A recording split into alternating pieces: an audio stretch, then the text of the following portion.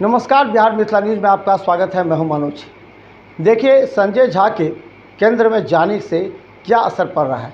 3-4 वर्षों से कभी भी बाढ़ का खतरा बिहार में और ख़ासकर मिथिलांचल में मंडराता नज़र नहीं आ रहा था, लेकिन संजय झा चले गए केंद्र और बिहार का खतरा फिर एक बार बिहार के लोगों पर मंडराने लगा है।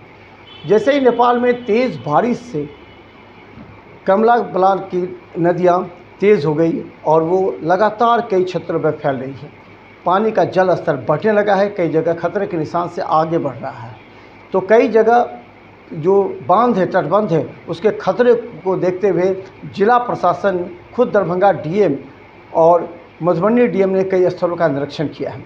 और इसके अलावा जो खतरे के स्थल बताए जाते हैं, जहां पर रिसाव हो सकते हैं, वहां पर उस बांध पर मिट्टी भरे बोरे रखे गए हैं, ताकि जो वहाँ के इंजीनियर हैं उनको बताया गया है कि आप सभी देखिए। लेकिन ये पॉसिबल नहीं है, क्योंकि लंबे लंबे बांध और कहाँ से कौन सा रिसाव हो सकता है, कब कौन सा तेज़ धारा उस तटबंध को उड़ा सकती है, फिर आपको 4 साल पहले पुराने वाले वो बाढ़ याद दिला देगी, जो कि कमला में और ख़ासकर आपको बता दें बिरौल के साथ कुशेश्वर स्थान, घनश्यामपुर, इन क्षेत्रों में जो पहले दिखी जाती थी, हायाघाट, हनुमान नगर, ये सब जगह एक बार फिर नज़र आने लगेगी। क्योंकि तटबंध की सुरक्षा को लेकर के जिला प्रशासन भले ही आपदा प्रबंधन तैयार है, लेकिन बोरियां भले ही रखी गई हैं, लेकिन ये सत्य है कि अधिकारी, वहाँ के जो लोकल अधिकारी हैं, जिनको भार दिया गया है कि तटबंध की सुरक्षा, तटबंध के रिसाव, और जहाँ रिसाव नज़र आता है वहाँ बोरियों को रखा जाए,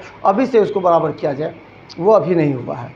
बोरियाँ रखी भी हैं, बारिश हो रहा है, वो बोरी में भरा हुआ मिट्टी गल रहा है, लेकिन अभी तक वहाँ लोकल अधिकारियों की नज़र भी ये नहीं आ रहा है।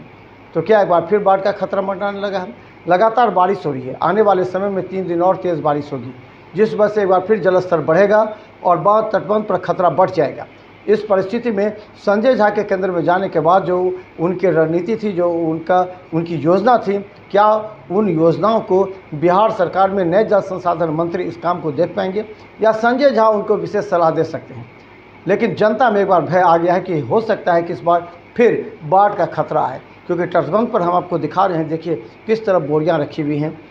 लेकिन उन बोरियों का इस्तेमाल कब होगा, क्या बाढ़ आने के समय होगा या अभी से ही, क्योंकि जब जैसे ही जल स्तर बढ़ेगा वो तटबंध की ओर जैसे नदी का पानी रहेगा, उसके बाद आप बोरियों का इस्तेमाल नहीं कर सकते हैं। इस परिस्थिति में जहां भी चूहा के द्वारा वहां बनाए गए हैं छिद्र, उस पर पहले से ही उसको सुरक्षा के लिए बनाना चाहिए। हम बता दें, शोभन से लेकर के एकमी, वहाँ भी पूरे मिट्टी भरे बोरे रखे गए हैं। आपको एकमी से लेकर के हायाघाट जो तटबंध है उस पर भी रखे गए, कई तटबंध पर तो रख दिया गया है, ताकि वो अपने उत्तरदायित्व का निर्वहन बता दे कि हमें जो दिया गया वो हमने कर दिया है। लेकिन रखने से नहीं होता है, उन जगहों पर देखना पड़ेगा, क्योंकि आने वाले समय में यही खतरनाक साबित होगी और फिर एक बड़ा बाढ़ का स्वरूप नजर आएगा। तो देखते रहिए बिहार मिथिला न्यूज़, क्योंकि हम आपको दिखाएंगे कि सरकार जितना एक्टिव है, क्या लोकल अधिकारी उतने बाढ़ के प्रति एक्टिव हैं, या वो चाहते हैं बाढ़ आ जाए, हमें फिर मौका मिले।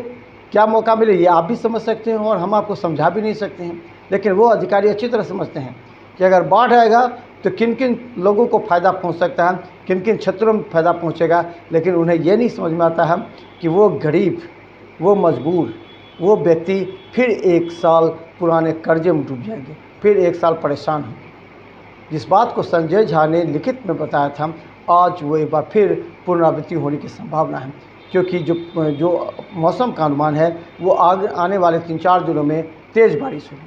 देखते रहिए बिहार मिथिला न्यूज़, यूट्यूब में सब्सक्राइब कीजिए, क्योंकि हम उन अधिकारियों का भी पोल खोलेंगे।